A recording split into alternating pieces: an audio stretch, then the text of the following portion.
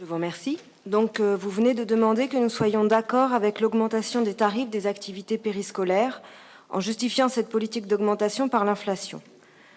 Je vous rappelle que le quotient familial, en plus de pénaliser très rapidement les familles qui travaillent et qui ont besoin, par définition, des prestations à l'enfance, est le seul à être indexé par l'inflation. Les salaires, eux, ne le sont pas. Aussi, ce que vous justifiez d'un côté et que vous avez nommé le coût de la vie en début de séance, pénalise de l'autre. La TVA augmente, les salaires sont gelés dans le public comme dans le privé, le CDI est remis en question et vous ne prenez aucune de ces décisions gouvernementales en compte.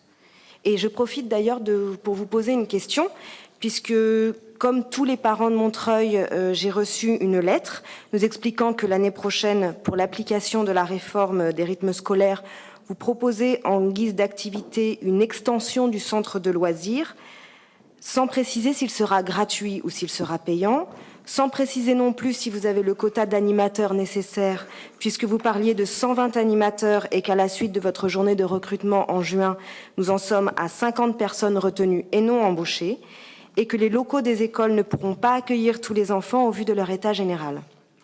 Si pour vous, se battre contre une décision que vous avez condamnée, c'est envoyer une lettre puis appliquer la dite décision, nous pouvons avoir peur de ce qu'il va advenir de Montreuil en cette période de désengagement de l'État. Je vous remercie de me répondre, ainsi qu'à tous les parents de Montreuil. Merci.